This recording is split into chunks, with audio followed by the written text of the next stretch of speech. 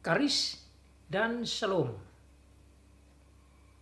rahmat dan kasih karunia damai sejahtera dari Allah Bapa, dari Tuhan Yesus, dan dari Roh Kudus menyertai saudara. Grace and peace from our Triune God, Father, Son, and Holy Spirit. Pembacaan firman Tuhan bagi kita pada saat ini merupakan lanjutan dari kitab Wahyu pasal 12 ayat pertama sampai ayat yang terakhir, ayat 18. The reading of the Word of God is taken from Revelation chapter 12 verse 1 up to 18. Here is the word of God. Demikianlah bunyi firman Tuhan. Maka tampaklah suatu tanda besar di langit. Seorang perempuan berselubungkan matahari dengan bulan di bawah kakinya dan sebuah mahkota dari 12 bintang di atas kepalanya. Ia sedang mengandung dan dalam keluhan dan penderitaannya hendak melahirkan, ia berteriak kesakitan. Maka tampaklah suatu tanda yang lain di langit. Dan lihatlah seekor naga merah padam yang besar, berkepala 7 dan bertanduk 10, dan di atas kepalanya ada 7 mahkota. Dan ekornya menyeret sepertiga dari bintang-bintang di langit dan melemparkannya ke atas bumi. Dan naga itu berdiri di hadapan perempuan yang hendak melahirkan itu untuk menelan anaknya. Segera sesudah perempuan itu melahirkannya, maka ia melahirkan seorang anak laki-laki yang akan menggembalakan semua bangsa dengan gada besi. Tiba-tiba anaknya itu dirampas dan dibawa lari kepada Allah dan ke takhtanya. Perempuan itu lari ke padang gurun, di mana telah disediakan suatu tempat baginya oleh Allah, supaya ia dipelihara di situ 1260 hari lamanya. Maka timbullah peperangan di surga. Mikael dan malaikat-malaikatnya berperang melawan naga itu. Dan naga itu dibantu oleh malaikat-malaikatnya. Tetapi mereka tidak dapat bertahan. Mereka tidak mendapat tempat lagi di surga. Dan naga besar itu, si ular tua yang disebut iblis dan atau setan, yang menyesatkan seluruh dunia, dilemparkan ke bawah. Ia dilemparkan ke bumi bersama-sama dengan malaikat-malaikatnya. Dan aku mendengar suara yang nyaring di surga berkata, sekarang telah tiba keselamatan dan kuasa dan pemerintahan Allah kita dan kekuasaan Dia yang diurapinya. Karena telah dilemparkan ke bawah pendakwa saudara-saudara kita yang mendakwa mereka siang dan malam di hadapan Allah kita. Dan mereka mengalahkan Dia oleh darah anak domba dan oleh perkataan kesaksian mereka. Karena mereka tidak mengasihi nyawa mereka sampai ke dalam maut. Karena itu bersukacitalah hai surga, dan hai kamu sekalian yang diam di dalamnya. Celakalah kamu hai bumi dan laut, karena iblis telah turun kepadamu dalam geramnya yang dahsyat. Karena ia tahu bahwa waktunya sudah singkat. Dan ketika naga itu sadar bahwa ia telah dilemparkan di atas bumi, ia memburu perempuan yang melahirkan anak laki-laki itu. Kepada perempuan itu diberikan kedua sayap dari burung nasar yang besar, supaya ia terbang ke tempatnya di padang gurun, di mana ia dipelihara jauh dari tempat ular itu selama 1 masa dan 2 masa dan setengah masa.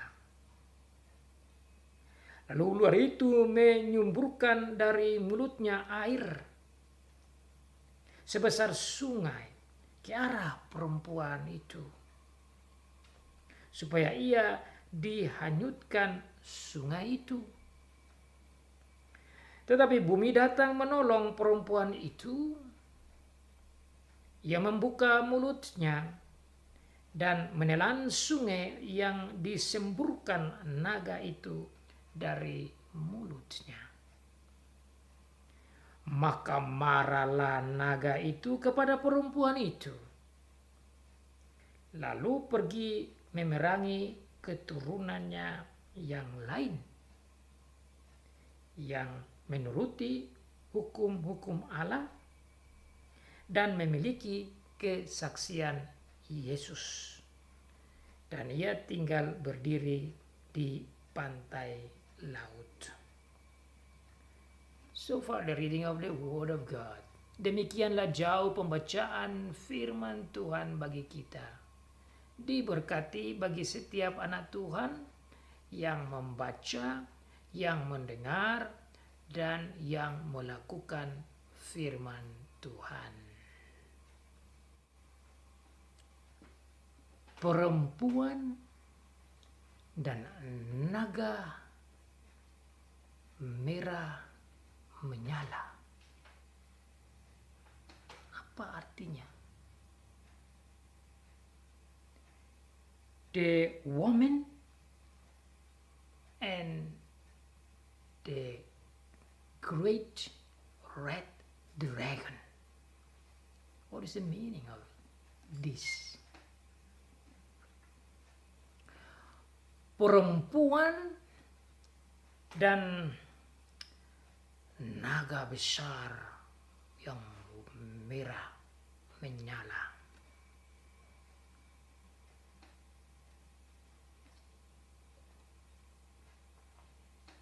Tatkala saudara dan saya membaca pasal 12, saudara akan melihat bagaimana penjelasan dari Rasul Yohanes kepada gereja sepanjang abad, termasuk saudara dan saya, tentang rahasia besar ini. Rahasia besar yang saya melihat sebagai peperangan antara naga dan perempuan dan anaknya, bahkan dengan malaikat di surga.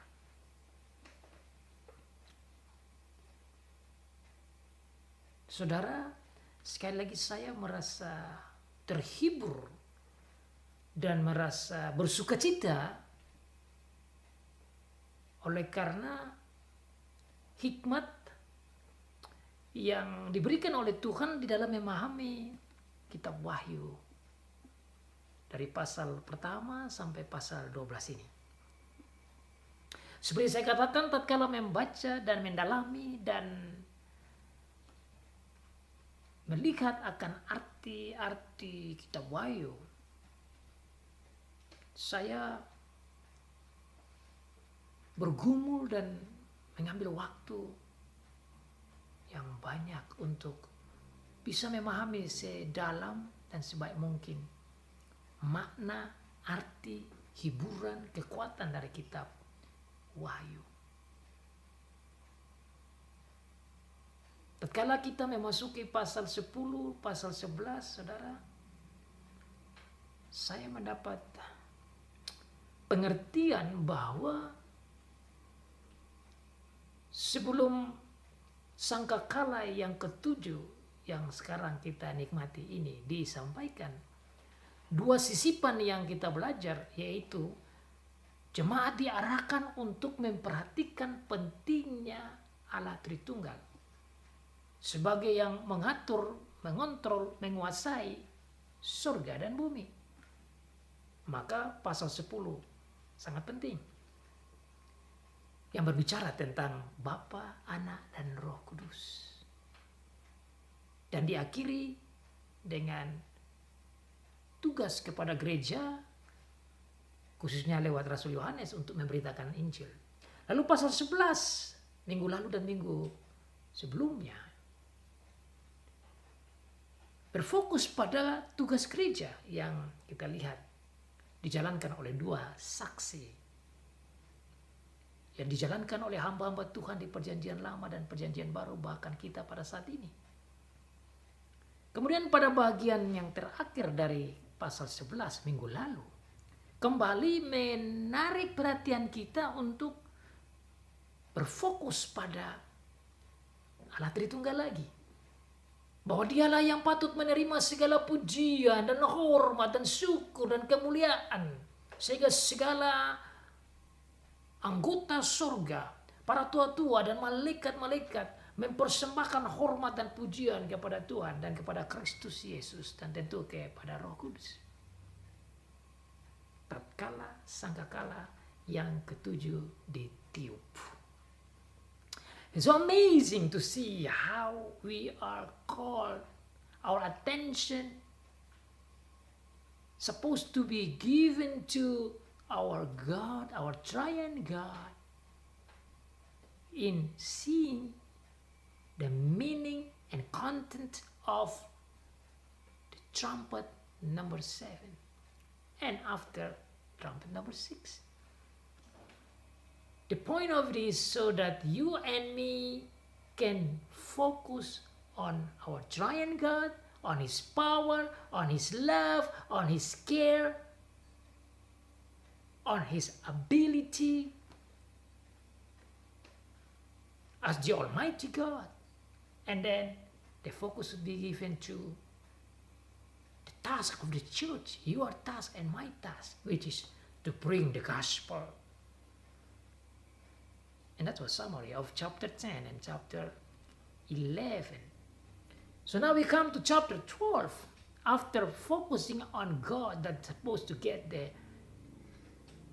glory and praise and thanksgiving, we again see the task and even struggle of the church with the devil or the red dragon.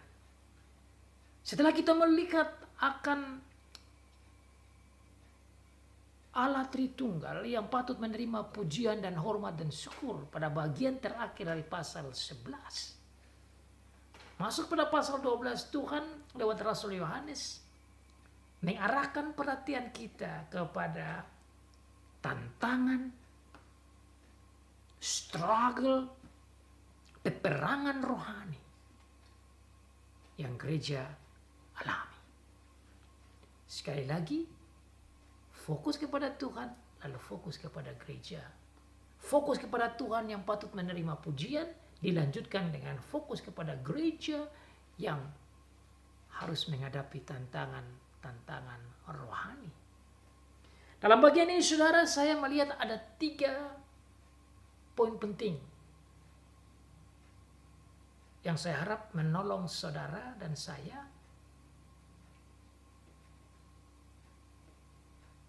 memahami pasal 12 ini.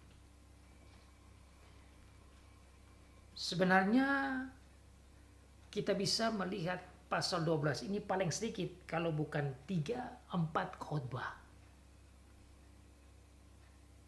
Namun saya berusaha untuk meringkaskan 18 ayat ini dalam sebuah khotbah dan berharap bahwa dari khotbah ini saudara saya mendapat pemahaman, pengertian yang cukup, sekaligus hiburan dan kekuatan rohani pada saat akhir zaman ini. I hope that by this preaching you and me can get the comfort. You and me can be strengthened by this preaching. And I would like to summarize these 18 verses in this one sermon.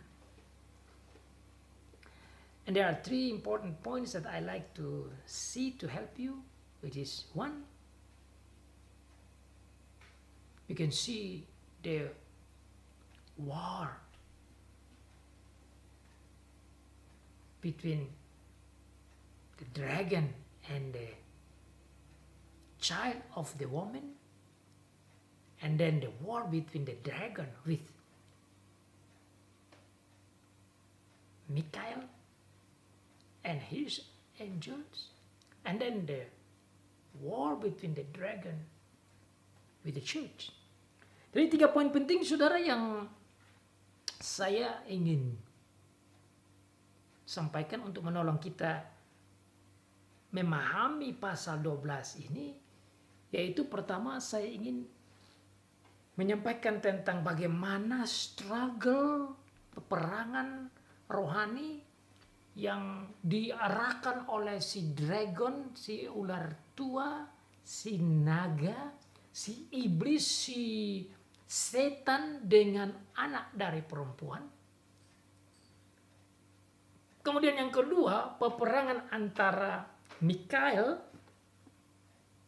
dan malaikat-malaikatnya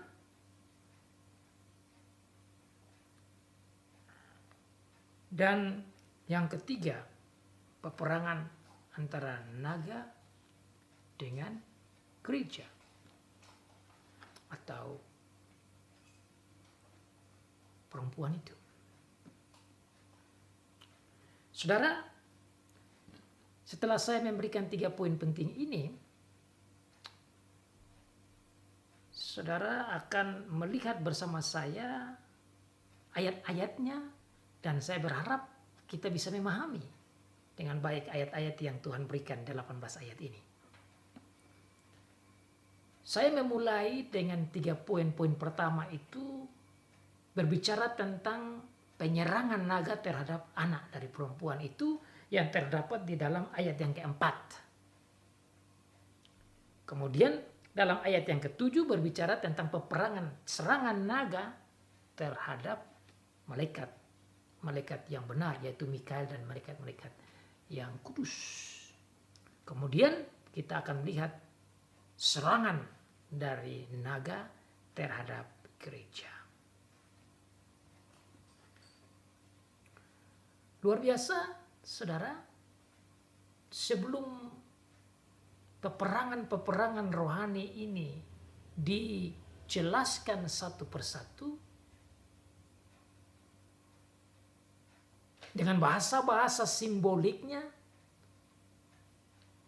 Tuhan lebih dahulu menjelaskan siapa perempuan, menjelaskan tentang bagaimana si naga itu, kemudian dilanjutkan dengan struggle dan peperangan-peperangan rohani. Oleh karena itu saudara, untuk menolong kita lebih banyak, saya mau menyebutkan orang-orang yang ada di dalam peperangan-peperangan ini secara detail. Yang pertama ada perempuan, yang kedua ada naga atau si ular tua, yang ketiga ada anak dari perempuan, yang keempat ada Mikael dan malaikat-malaikatnya, kemudian yang berikut ada naga dengan ada malaikat-malaikat dari naga, dan kemudian juga ada turunan yang lain dari perempuan, dan tentu ada nama Tuhan Allah di sana bersama dengan orang-orang surga. Itu paling sedikit ringkasan tentang para figur pada para orang-orang yang ada di dalam penglihatan dari Rasul Yohanes ini. Saya melihat bahwa dengan memberikan penglihatan ini, Rasul Yohanes di bawah bimbingan Tuhan mau menolong saudara dan saya, mau menolong seluruh umat Tuhan untuk memahami tentang keadaan rohani yang ada di dunia, bahkan di surga. Agar saudara dan saya mendapat pemahaman kenapa dunia sementara berjalan seperti ini, atau sudah berjalan seperti ini, atau sedang berjalan dengan berbagai macam struggle-nya dan tantangannya, dan mengakibatkan berbagai macam peperangan-peperangan fisik pun, menimbulkan berbagai macam tantangan-tantangan hidup. Dengan pasal 12 ini saudara dan saya bisa memahami akar masalahnya. So by this chapter 12, we can see the root of the problems of our life, of the church life, of other people's life, of this world's life. The root of the problem is actually in this.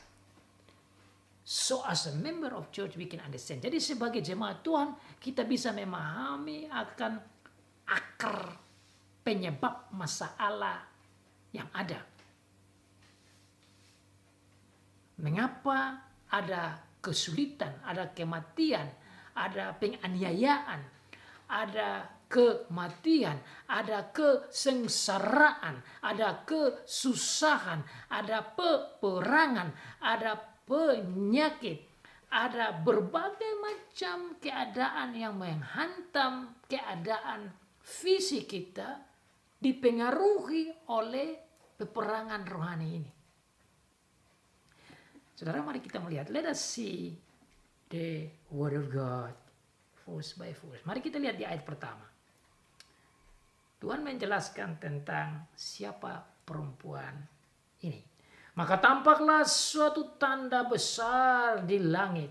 Seorang perempuan berselubungkan matahari dan bulan di bawah kakinya, dan sebuah mahkota dari 12 bintang di atas kepalanya. Ia sedang mengandung, dan dalam keluhan dan penderitaannya hendak melahirkan, ia berteriak kesakitan. Dua ayat ini menjelaskan tentang perempuan dan tentang keadaannya. Apa maksudnya? Apa artinya?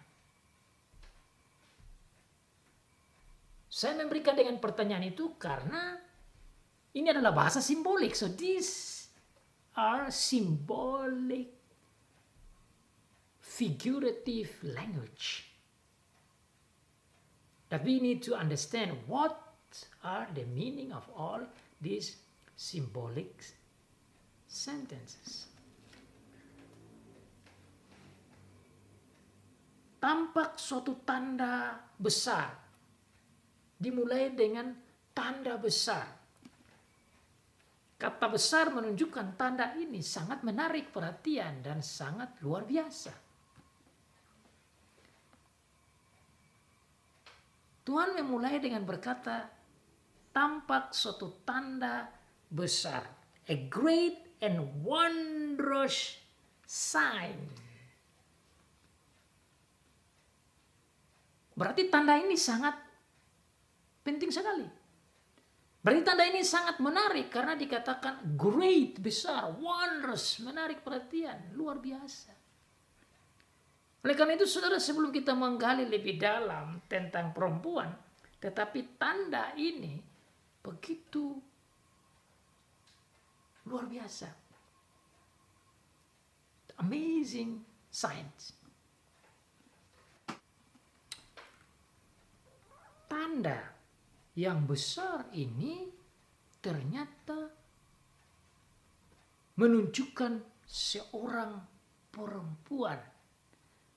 Perempuan yang berselubung matahari. Saya mau sebut itu secara perlahan biar saudara dan saya bisa membayangkan. Tatkala tanda besar di langit ini diberikan oleh Tuhan dengan adanya seorang perempuan yang berselubung matahari. A woman clothed with sun. Berselubung itu bahasa Indonesia. Kalau bahasa Inggris tadi dia katakan clothed, berarti berpakaian. Dan saya kira terjemahan berpakaian lebih memberikan penjelasan yang lebih terang menurut saya. Wanita perempuan ini berpakaian matahari. Saya berpikir luar biasa ya. Karena perempuan menunjukkan kecantikan, kemuliaannya itu ada dalam kecantikannya. Dan di dalam kecantikannya ini bukan berpakaian-pakaian duniawi, pakaian-pakaian biasa, tetapi dia berpakaian matahari. Pakaian matahari. Ini kemuliaan yang luar biasa. Yang kedua, digambarkan bahwa perempuan ini selain berpakaian matahari, clothed with the sun, tetapi juga ada moon under her feet, ada bulan di bawah kakinya. Kemuliaan, keindahan yang lain lagi. Matahari merupakan pakaiannya dan bulan ada di bawah kakinya. Poin kedua. Poin yang ketiga dikatakan bahwa ada sebuah mahkota dari 12 bintang di atas kepalanya. And a crown of 12 stars on her head. Saudara dan saya, mari kita bayangkan poin ini karena ini bahasa simbolik yang sepertinya tidak gampang dibayangkan. Karena ini gambaran yang mungkin saudara dan saya juga belum pernah melihat wanita seperti ini. I don't think anybody ever seen a woman like this. A woman clothed with sun and the moon under her feet, and her head has a crown with 12 stars. Luar biasa ya saudara.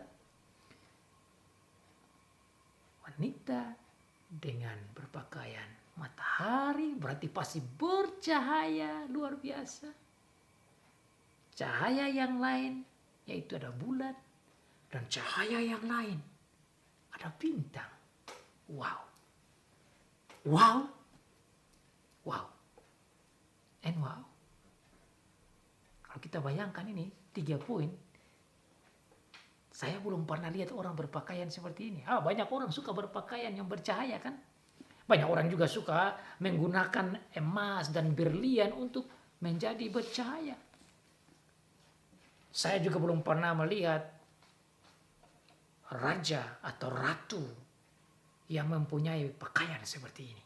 I never seen any queen, even the greatest famous queen that ever wear such a amazing clothes. So shiny. Ini adalah tidak gambaran cahaya-cahaya ciptaan yang tidak bisa dilawan lagi. Cahayanya melawan matahari, bulan, dan bintang. Cahaya apa yang bisa seperti ini? 3 cahaya benda penerang bumi, yaitu matahari, bulan, dan bintang. Dan perempuan ini memilikinya.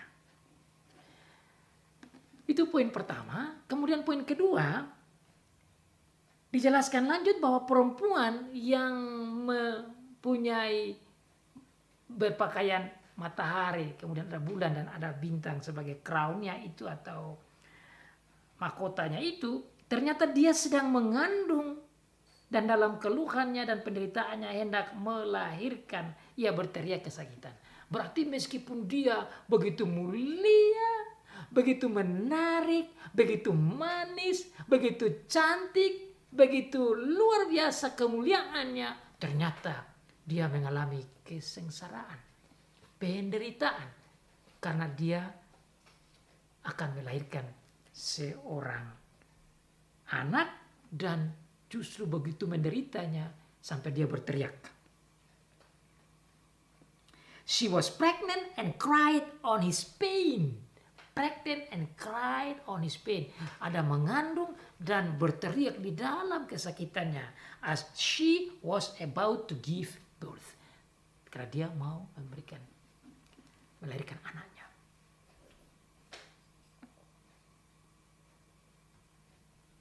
Nah, untuk memahami siapa ini perempuan yang luar biasa, mulia tetapi dalam penderitaan ini, kita bisa paham dengan melihat konteks selanjutnya, yaitu di dalam ayat yang keempat sebelum kita melihat siapa itu naga. So, in order to understand this attractive, glorious woman,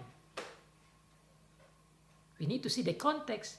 And so, I like to see the next verse, which is verse 4, before we understand the dragon. Ayat 4 dikatakan di sana bahwa perempuan yang hendak melahirkan anak itu untuk menelan anaknya dan segala satu perempuan, dan segera sesudah perempuan melahirkannya, maka ia melahirkan seorang anak laki-laki yang akan menggembalakan semua bangsa dengan gada besi. Tiba-tiba anaknya itu dirampas dan dibawa lari kepada Allah ke taktanya. Menurut saya ayat yang keempat bahkan ayat yang kelima ini merupakan kunci untuk memahami arti perempuan yang mulia tetapi yang menderita karena melahirkan anak. The key to understand who is this woman is actually verse 4 and verse 5. Saya melihat demikian.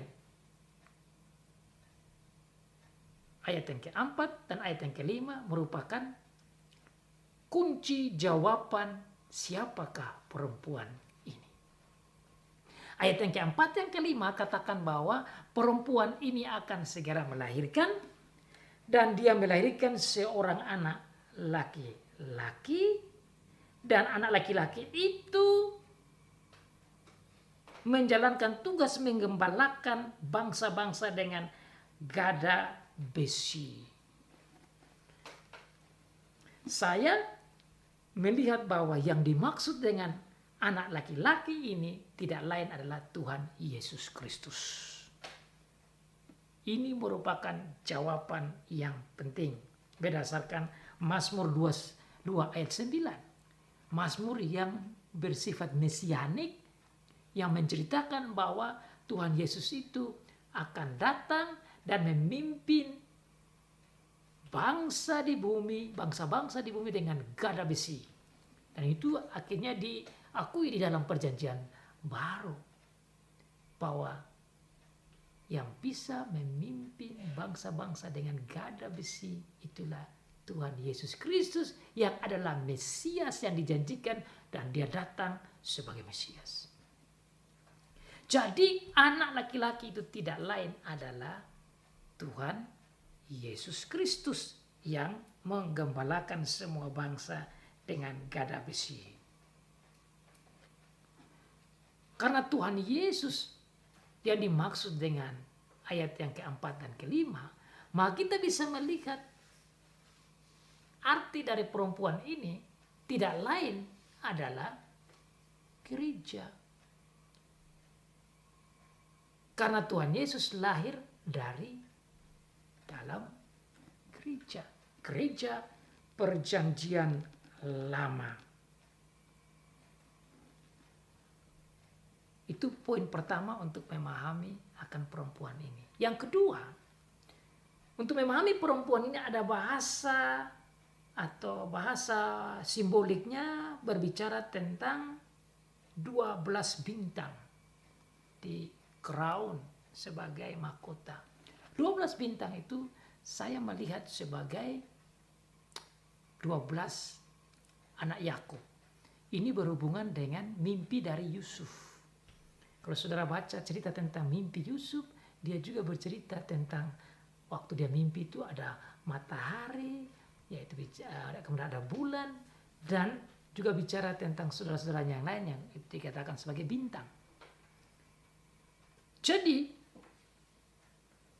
12 bintang dan perempuan ini berbicara tentang gereja perjanjian lama, yang nanti dari gereja perjanjian lama yaitu orang Israel lahirlah anak laki-laki yaitu Tuhan Yesus. Seperti yang dijelaskan nanti oleh Injil menceritakan tentang sejarah kelahiran Tuhan Yesus, yang setelah itu dia akan hidup melayani, akibatnya dianiaya dan disalibkan, dan kemudian dia naik ke surga. Seperti yang dikatakan ringkasannya bahwa setelah itu dia dirampas dan dibawa lari ke Allah dan ke takhta Allah. Dan saya memahami ini sebagai kenaikan Tuhan Yesus ke surga. Ringkasannya. Jadi saudara, di dalam ayat 1, ayat 2, ayat 4 dan ayat 5, kemudian ayat yang selanjutnya itu berbicara tentang gereja dan Tuhan Yesus. So you see in this first part you understand the point is about the church and our Lord Jesus Christ. Kemudian bagian yang kedua dijelaskan tentang si ular tua, si naga. Mari kita lihat ayat yang ketiga. Maka tampak suatu tanda yang lain. Tanda yang pertama perempuan, tanda yang kedua yang lain yaitu ada seekor naga merah padam. Maka tampaklah suatu tanda yang lain di langit. Dan lihatlah seekor naga merah padam yang besar. Berkepala 7, bertanduk 10. Dan di atas kepalanya ada 7 mahkota. Perempuan tadi sungguh mulia tapi menderita. Sekarang bicara tentang si naga juga luar biasa. Jadi saudara, ternyata si naga ini juga punya kekuatan tersendiri. Kenapa? Karena di sini dibicarakan dia punya kepala 7. Tanduk 10. Mahkota 7. Untuk memahami akan naga ini, saudara, kita juga bisa lihat lagi di ayat selanjutnya. Seperti tadi untuk memahami perempuan, kita lihat di ayat yang keempat dan kelima. Dan di dalam cerita tentang mimpi dari Yusuf. Sementara berbicara tentang naga merah padan dan besar ini dijelaskan sebenarnya di ayat yang ke-9. Saya baca. In order to understand this red dragon, we can see in verse 9. This is what God says. Dan naga besar itu si ular tua yang disebut iblis atau setan, yang menyesatkan dunia.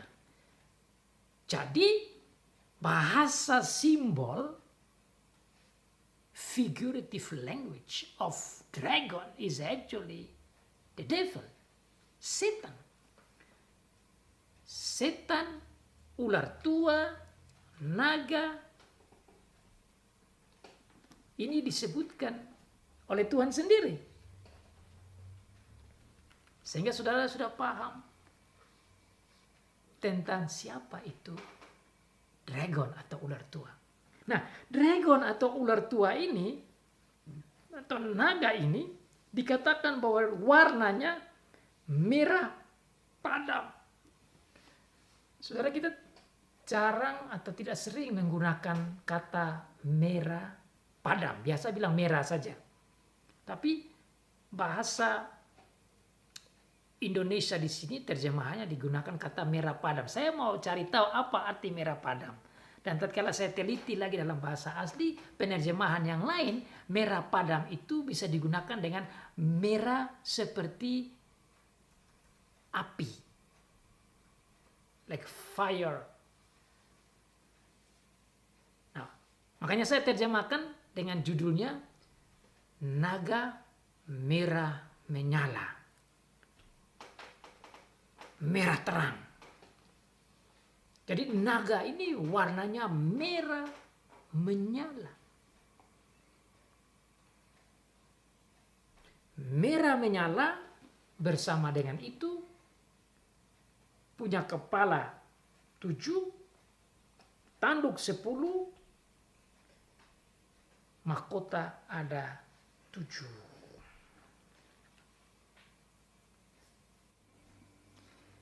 Jadi saudara, setelah kita memahami tentang ular, naga, atau dragon ini, bahwa dia adalah si setan, dia adalah si iblis, kita perlu lebih dalam memahami satu persatu yang digambarkan dalam ayat yang ke-3 ini. Saya melihat ada beberapa poin yang Tuhan sampaikan kepada kita. Bahwa ada warnanya, yaitu tentu merah menyala. Ada kepalanya, ada mahkotanya, kemudian ada yang keluar dari mulutnya. Itu di dalam ayat yang selanjutnya ada sumburan air atau seperti sungai yang keluar. Jadi dengan menunjukkan poin-poin ini, saudara dan saya bisa melihat bahwa si iblis ini mempunyai kelebihan, mempunyai kemampuan, mempunyai kekuatan yang mana tidak bisa kita anggap remeh. Dengan melihat ini, saudara dan saya bisa bayangkan kalau kita jalan saja sendiri melawan iblis tanpa Tuhan, kita tidak mungkin menang dalam peperangan melawan dia. Dari situ saudara bisa kita merenungkan akan rahasia kekuatan iblis. Nanti setelah ini kita akan belajar tentang rahasia bagaimana melawan iblis. Rahasia kelemahan iblis. Rahasia kekalahan iblis. rahasia ketidakberhasilan si iblis. Tuhan menunjukkan kepada kita tentang kelebihannya. Dan karena Tuhan sampaikan ke kita tentang kelebihannya, kita perlu belajar. Dan kita juga boleh bertanya, mengapa dan dari mana kekuatan itu? Sehingga saudara, kalau saudara melihat di dunia ini seakan-akan iblis bergejolak dan dengan berbagai macam strategi, dan saudara menyimpulkan bahwa itulah gerakan iblis dan terjadi hal-hal yang besar dan mengherankan atau yang menarik perhatian dan luar biasa peristiwa gerakan iblis. Saudara jangan kaget karena memang ayat yang ketiga sudah jelaskan tentang iblis itu. Bahkan kalau saudara lihat tentang si anak yang mau ditelan oleh si iblis, yaitu Tuhan Yesus mau ditelan oleh si iblis, itu juga menunjukkan tentang bagaimana kekuatan iblis. Nanti sebentar saudara kita akan aplikasikan dalam kehidupan kita yang dimaksudkan oleh Tuhan dalam pasal 12. Mari saudara kita lihat satu persatu. Naga ini berwarna merah menyala, atau bahasa Indonesia dikatakan merah padam. Saudara, warna merah itu tidak lain hubungannya dengan darah.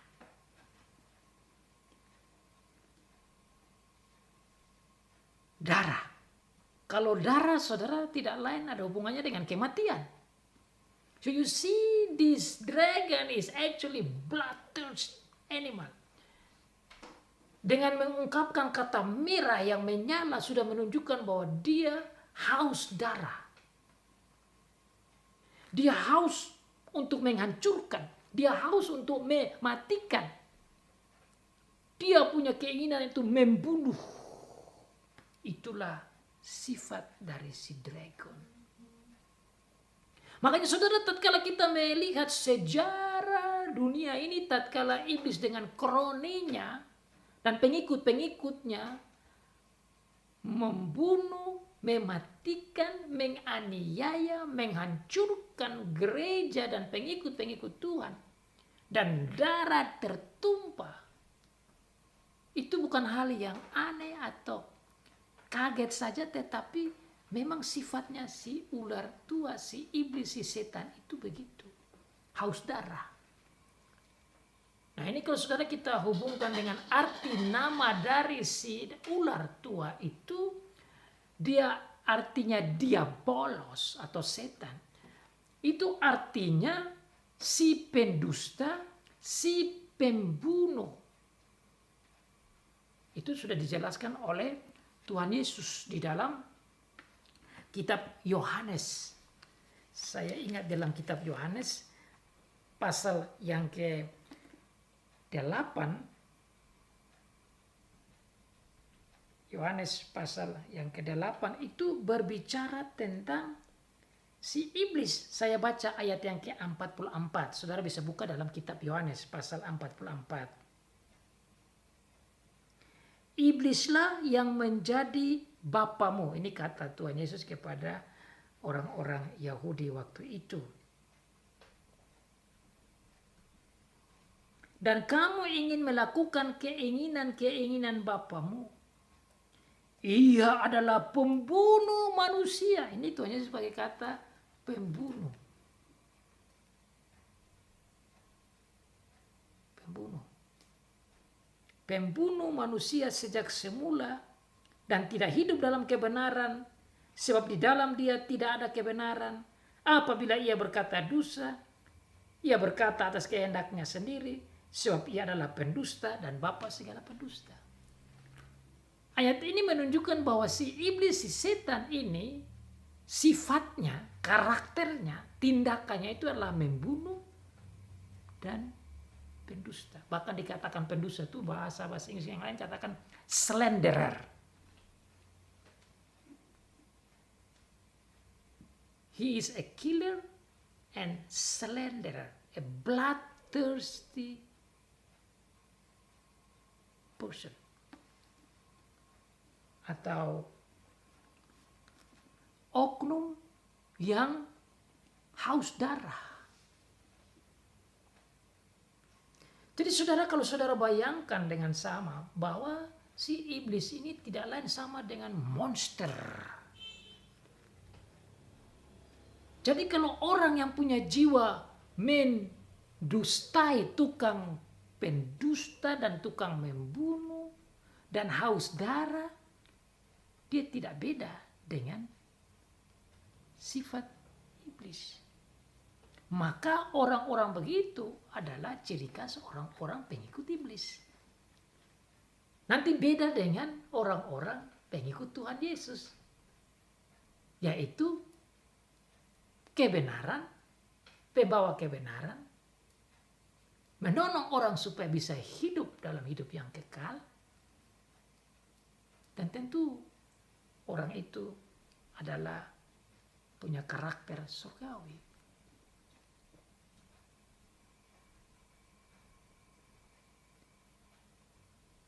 Dengan memahami tentang karakter iblis ini, yang adalah pembunuh dan pendusta dan haus darah yang mematikan, saudara bisa lihat dalam kehidupan di dunia ini, bahwa kalau terjadi pembunuhan, penganiayaan dan lain sebagainya, saudara bisa lihat siapa di belakang semua. Selanjutnya, selain dia punya warna merah menyala yang haus darah dan pembunuh dan berhubungan dengan kematian, dikatakan dia juga besar. Naga merah padam yang besar. Ini satu gambaran yang lain lagi bahwa iblis itu bukan berarti dia ini badannya besar. Iblis itu, tapi gambaran naga yang besar ini menunjukkan betapa kuatnya dia. Kata besar di sini selain merah menunjukkan kekuatannya. Naga ini memang besar, merah menyala, sekaligus menunjukkan kepada kekuatan dari si iblis.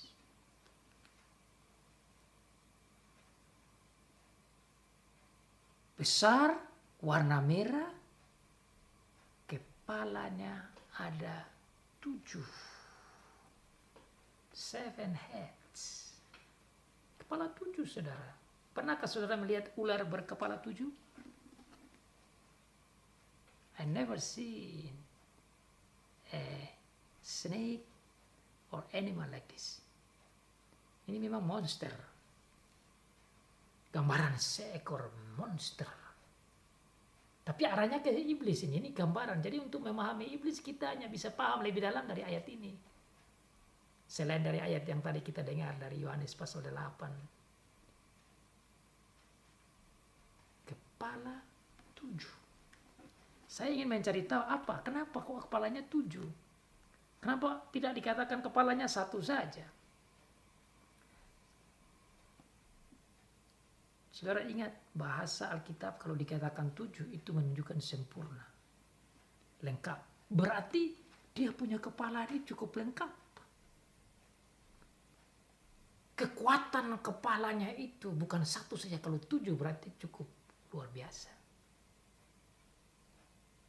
Bersama dengan di atas kepalanya itu ada 7 kepala, dikatakan di sana juga ada 7 tanduk. Nah, tanduk, saudara, bahasa tanduk itu adalah bahasa simbol yang menunjukkan kekuatan, power. Horns connects to power. Bahasa 10, ada orang yang katakan kalau 10 itu berhubungan dengan 10 kerajaan. Tapi saya melihat 10 ini berhubungan dengan jumlah sempurna juga. Berarti dia punya kekuatan yang cukup luar biasa itu. Dibandingkan dengan malaikat-malaikat yang lain. Jadi iblis ini punya fisik ular itu warna merah, kemudian besar, kemudian kepala 7, kemudian ada tanduk yang cukup kuat. Kalau tanduk binatang biasanya 2 saja. Ada beberapa binatang yang bisa bercabang-cabang, tapi ini tanduknya ini 10, berarti menunjukkan betapa powerfulnya si iblis. Sudah begitu dikatakan dia juga punya 7 mahkota. Mahkota itu juga berhubungan dengan dia punya keindahan, kewibawaannya. Kemudian nanti keluar sebentar di ayat yang lain bicara bahwa dia bisa menyumburkan air keluar dari mulutnya. Nah, apa tujuan gambaran ini? Saya melihat bahwa dengan gambaran bahasa-bahasa simbol tentang iblis ini menunjukkan betapa dia memiliki kekuatan, power yang cukup luar biasa. Terus bagaimana kita bisa melihat ini? Apakah ini power ini dia punya saja begitu atau dari mana? Saya coba-coba pelajari di beberapa buku dan tafsiran, dan saya juga melihat bahwa dengan menunjukkan poin-poin ini kita diajari bahwa iblis ini memang waktu Tuhan ciptakan dia itu adalah salah satu dari pimpinan, istilah bahasa Inggrisnya archangel, jenderal besar dari para malaikat. Selain dia ada, saudara pasti ingat sebentar, ada juga disebut namanya Mikael, kemudian ada Gabriel. Jadi mereka ini adalah memang pimpinan-pimpinan besar, para jenderal malaikat, pimpinan-pimpinan agung, archangels. Oleh karena itu mereka punya bawahan-bawahan. Nah, iblis ini dijelaskan dalam Perjanjian Lama, saudara bisa buka di dalam kitab Yesaya, Yeskiel. Itu banyak berbicara tentang betapa luar biasanya kekuatan-kekuatan yang Tuhan berikan kepada para archangel atau malaikat-malaikat agung atau para jenderal malaikat ini. Misalnya dalam Yeskiel pasal 28, sudah bisa lihat di sana, ada juga Yesaya pasal 14, itu bicara tentang si iblis dengan kekuatannya, dengan kemuliaannya. Makanya saudara lihat sebentar dalam peperangan dengan iblis itu, dengan Mikael itu perangan antara jenderal dengan jenderal dan para pengikut-pengikut jenderal-jenderal malaikat ini. Tuhan menciptakan dia memang begitu. Jadi si iblis atau si setan sama juga dengan Mikael dan Gabriel.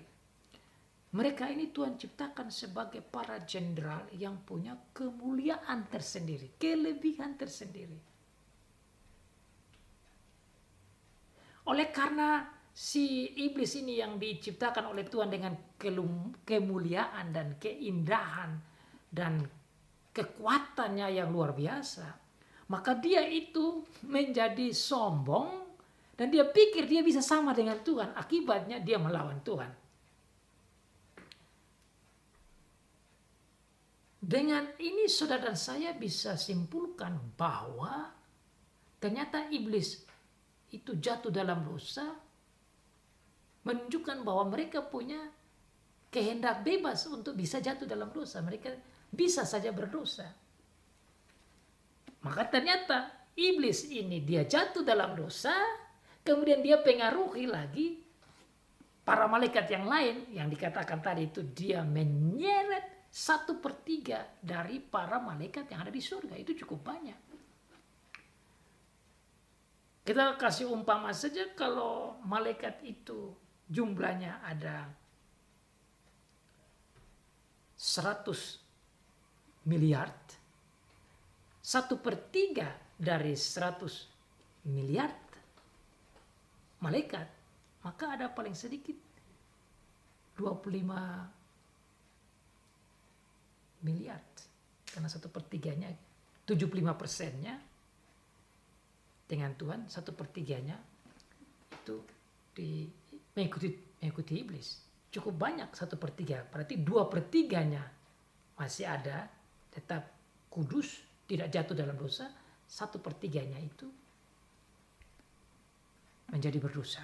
Itu yang dikatakan selanjutnya dalam ayat 4. Dan ekornya menyeret 1/3 dari bintang-bintang. Bintang-bintang itu selalu bahasa di Perjanjian Lama dihubungkan dengan malaikat. Dan itu saya sudah jelaskan sebelumnya.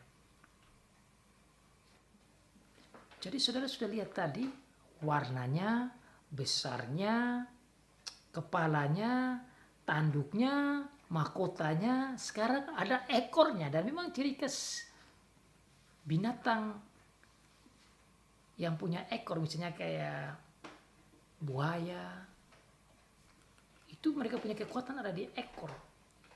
Jadi ini ekornya begitu menunjukkan kekuatan besar sampai menjatuhkan 1/3 dari bintang, yang saya artikan ini sebagai, dan diakui dan disampaikan oleh banyak penafsir bahwa itu yang dimaksud adalah bintang-bintang itu adalah para malaikat. Bawahan-bawahan yang lain itu dia pengaruhi, dia goda mereka dan mereka ikut dia. Akhirnya mereka itu menjadi roh-roh atau setan-setan yang mengikut si iblis ini. Itu saudara bisa bandingkan misalnya di dalam Efesus pasal 6. Saya baca bagaimana Rasul Paulus katakan bahwa kita ini berperang bukan perang jasmani, tetapi perang rohani melawan para roh-roh jahat.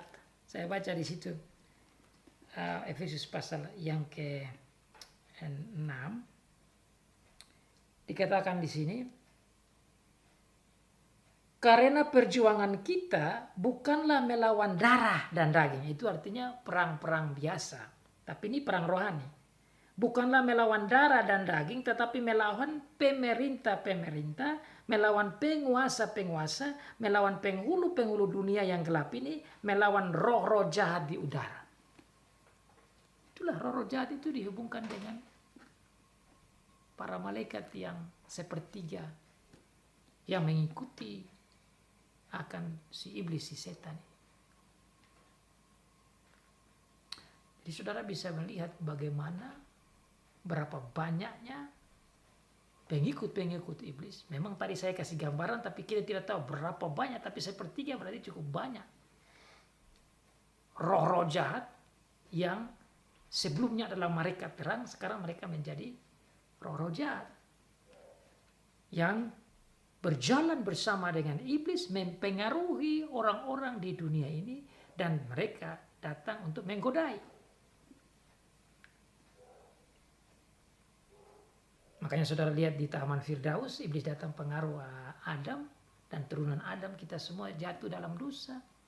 Akibat begitu pengaruhnya si iblis. Dan di dunia ini saudara bisa bayangkan berapa banyak orang yang percaya Tuhan dan berapa banyak orang yang mengikuti iblis. Tapi tentu dikatakan dalam pasal yang ke-7 Wahyu bahwa jumlah orang yang percaya juga sangat banyak. Berarti iblis tidak akan lawan Tuhan. Dan makanya dikatakan kalau Tuhan sudah memelihara kita, Tuhan sudah memegang kita, Tuhan sudah menyelamatkan kita, meskipun iblis ini kuat, Tuhan lebih kuat lagi. Nah, oleh karena itu saudara, kita perlu pelajari nanti tentang bagaimana perang antara naga dengan Mikael dan nanti dengan kekuatan dari Tuhan Yesus. Itu dalam poin kedua sebentar. Tapi sebelum saya masuk ke situ, saudara, bicara tentang ekor, sudah saya masih mau hubungkan juga dengan dia punya kekuatan yang lain, yaitu dia punya mulut. Dikatakan bahwa dia menyemburkan air, dan kekuatan menyemburkan air itu seperti sungai untuk menelan akan gereja, akan umat Tuhan yang lain. Nah, ini juga menunjukkan betapa iblis pakai strategi-strategi yang luar biasa, dan sumburan itu bisa mematikan, bisa menghanyutkan, bisa membahayakan umat Tuhan atau orang-orang di dunia kalau tidak bijak, kalau tidak pakai firman Tuhan, kalau tidak berpegang pada Tuhan, maka terhanyut. Dan saudara, siapa yang terhanyut itu adalah mereka yang mengikuti iblis, karena tenggelam di dalam sumburan dari iblis. Poin yang lain, saudara, dia punya kemampuan spiritual intelligence. Itu saudara bisa lihat dalam ayat selanjutnya, tatkala peperangan dia dengan Mikael, mereka berperang secara spiritual intelligence. bicara tentang perlawanan, tentang spiritual, tentang kebenaran dan segala macam. Dia mohon putar sini sana, tapi akhirnya dia kalah. Karena Mikael dan para angel itu menunjukkan kebenaran-kebenaran Tuhan, apalagi disebutkan tentang kekuatan kebenaran Tuhan Yesus yang kita akan baca dalam poin kedua. Tapi saya hanya mau sebutkan tentang poin-poin, aspek-aspek tentang karakter, ciri khas daripada si naga. Nah, sekarang kita masuk dalam poin kedua. Setelah kita melihat perang antara naga dengan si anak, yaitu Tuhan Yesus, yang saudara bisa lihat tentang perjalanan kehidupan Tuhan Yesus yang akhirnya mati dan bangkit dan menang atas si iblis. Tapi selain daripada itu, saudara, ada perang yang lain, yaitu dia melawan si pemimpin atau jenderal yang lain, yaitu namanya Mikael, itu ayat 7. Maka timbullah peperangan di surga, Mikael dan malaikat-malaikatnya berperang melawan naga itu, dan naga itu dibantu oleh malaikat-malaikatnya. Sekali lagi tadi, yang pertama kita bicara tentang perang antara iblis yang mau memakan atau menelan anak, yaitu Tuhan Yesus, dan Tuhan Yesus menang atas iblis, dan kemudian Tuhan Yesus naik ke surga di takhta. Maka itu diringkaskan dalam ayat 5 dan 6. Di dalam ayat yang ke-7 berbicara tentang perang antara si naga, si iblis dengan Mikael dan malaikat-malaikatnya. Ada yang menafsir bahwa yang dimaksud dengan Mikael ini Tuhan Yesus sendiri.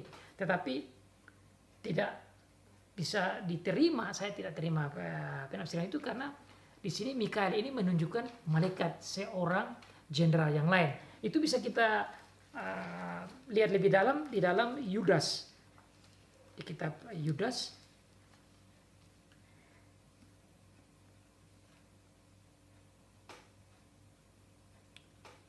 Di dalam kitab Yudas saudara bisa lihat bersama bagaimana di situ dijelaskan tentang peperangan antara Mikael dan si iblis. Yudas ayat pasal 1 ayat yang ke-6. Saya baca. Dan bahwa ia menahan malaikat-malaikat yang tidak taat pada batas-batas kekuasaan mereka, tetapi yang meninggalkan tempat kediaman mereka dengan belenggu abadi di dalam dunia kekelaman sampai penghakiman pada hari besar. Sama seperti Sodom dan Gomora, kota-kota sekitarnya dengan cara yang sama melakukan percabulan dan mengajar kepuasan-kepuasan yang tak wajar, telah menanggung siksaan api kekal sebagai peringatan kepada semua orang. Ayat yang ke-9, tetapi penghulu malaikat Mikael ketika dalam suatu perselisihan bertengkar dengan iblis mengenai mayat Musa, tidak berani menghakimi iblis itu dengan kata-kata hujatan, tetapi berkata, kiranya Tuhan menghardik engkau. Jadi Mikael hanya bertengkar, tetapi dia bilang kiranya Tuhan menghardik. Kalau Tuhan Yesus di bumi saja dia menghardik iblis. Jadi tidak bisa, ini adalah Mikael itu Tuhan Yesus. Ini Mikael yang adalah salah seorang jenderal. Dan dia bersama dengan malaikat-malaikatnya berperang melawan si iblis. Dengan malaikat-malaikatnya di dalam peperangan rohani bersifat spiritual intelligence, dengan kemampuan spiritual, intelektual. Mereka yang bersifat spiritual, mereka saling berperang secara real, dan iblis kalah. Iblis dan pengikut-pengikutnya kalah. Oleh karena kekalahan itu, mereka dilemparkan ke bumi. Itu ayat yang ke-9 menjelaskan itu. Dan naga besar, si ular tua yang disebut iblis atau setan yang menyesatkan seluruh dunia dilemparkan ke bawah. Ia dilemparkan ke bumi bersama-sama dengan malaikat-malaikatnya. Tatkala dia kalah, maka surga bersuka cita dan malaikat-malaikat memuji-muji Tuhan atas kemenangan kebenaran itu. Dan luar biasa pujian yang diangkat dalam ayat 10 sampai ayat yang ke-12, saudara. Dikatakan begini, dan aku mendengar suara yang nyaring di surga berkata, sekarang telah tiba keselamatan dan kuasa dan pemerintahan atau kerajaan Allah kita dan kekuasaan Dia yang diurapinya, karena telah dilemparkan ke bawah pendakwa saudara-saudara kita yang mendakwa mereka siang dan malam di hadapan Allah. Dan mereka mengalahkan Dia oleh karena darah anak domba dan perkataan-perkataan kesaksian mereka, dan karena mereka tidak mengasihi nyawa mereka sampai ke dalam maut. Karena itu bersukacitalah hai surga, dan hai kamu sekalian yang diam di dalamnya. Ini adalah pujian yang luar biasa.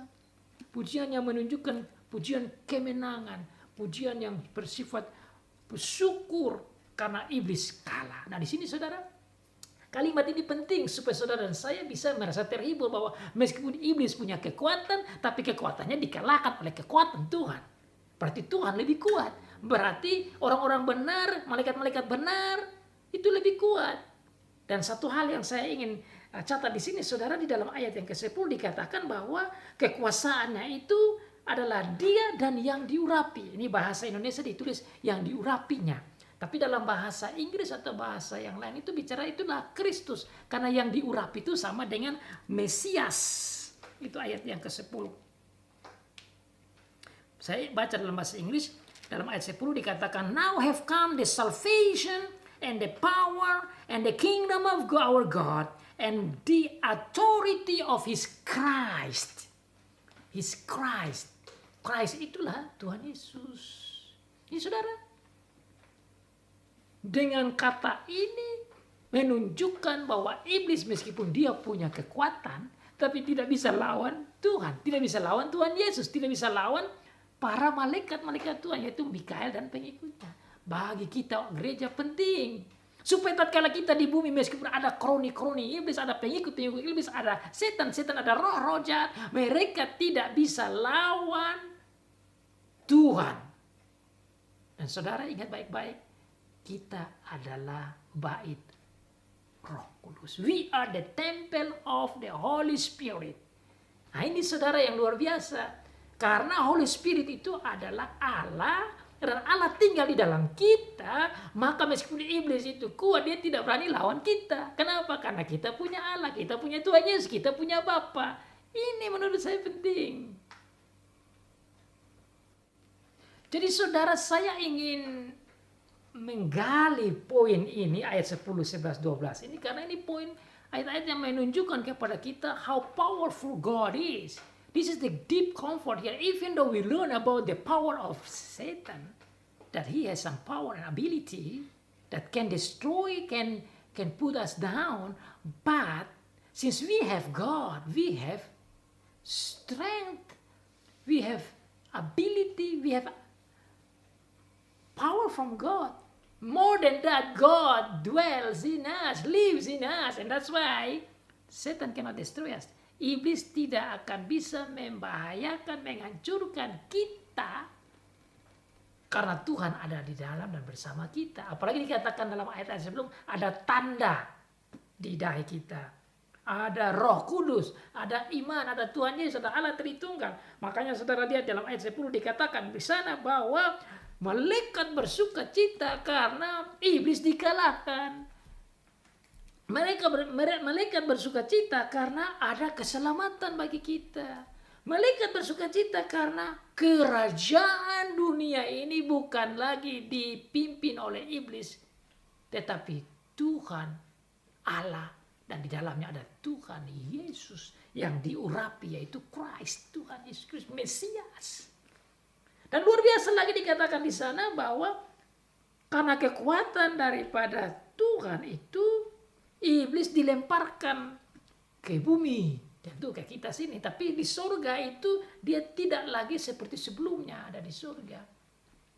Dan pengikut-pengikutnya dibuang ke bumi. Dia kalah karena kekuatan daripada Tuhan dan Tuhan Yesus. Lanjut dikatakan di sana bahwa dia dikalahkan itu karena darah anak domba. Nah, ini saudara lihat di sana.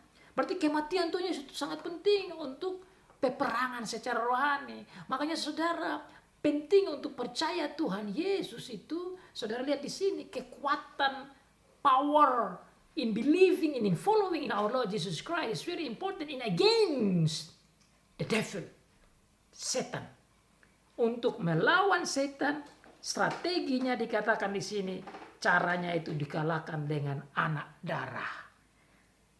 Darah anak domba maksud saya. Dan mereka mengalahkan dia oleh darah anak domba.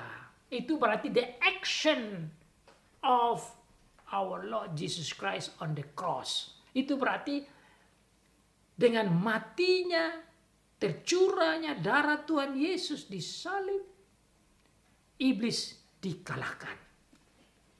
Maka saudara boleh bersuka cita bahwa saudara adalah orang-orang menang. Itu yang dikatakan dalam Roma pasal 8. Kita adalah lebih dari pemenang-pemenang. Maka saudara untuk memahami wahyu ini, kalau saudara hanya lihat yang negatif saja, saudara melihat hanya kekuatan gerakan iblis saja yang sepertinya kuat tanpa melihat kekuatan Allah, saudara menjadi takut, panik, dan khawatir. Tapi kalau lihat dengan kacamata seperti ini, kita menjadi berani, kita menjadi dikuatkan, kita menjadi dihiburkan, karena kita tidak sendiri, karena kita kuat bukan karena kekuatan kita, tapi karena kita kuat karena Tuhan Yesus, kita kuat karena Allah Bapa, kita kuat karena Roh Kudus yang tinggal dalam kita, dan kita kuat karena action dari Tuhan Yesus yang sudah mati di kayu salib, dan kita kuat karena kesaksian Alkitabiah. Dikatakan di sini mereka mengalahkan dia oleh darah anak domba, yaitu kematian Tuhan Yesus di salib, dan oleh karena perkataan kesaksian mereka. Itu berarti the witness of them, the preaching and the teaching. Ini bicara tentang proklamasi firman Allah. Bicara tentang penyampaian firman tentang betapa hebatnya Tuhan Yesus. Betapa luar biasanya Tuhan Allah di dalam melawan iblis dan mengalahkan iblis. Itu yang saya lihat tentang itu. Bukan saja itu, mereka juga mengalahkan iblis. Mereka itu mengalahkan dengan statement dan keadaan hidup mereka yang tidak mengasihi nyawanya, tapi sampai ke dalam maut. Mereka siap mati. Jadi orang yang mati di dalam Tuhan itu adalah strategi melawan iblis. Nah, ini pemahamannya beda dengan banyak orang yang tidak percaya. Kita yang percaya, mati dalam Tuhan itu adalah strategi weapon untuk melawan iblis. Mati di dalam Tuhan dan tidak menyayangkan nyawa sampai mereka ke dalam maut. Ada martir siap mati, siap khotbah, siap layani, siap bersaksi, dan bersaksi tentang Tuhan Yesus. Itu kunci kemenangan terhadap iblis, terhadap setan. Berarti saudara, kita lebih kuat dari setan.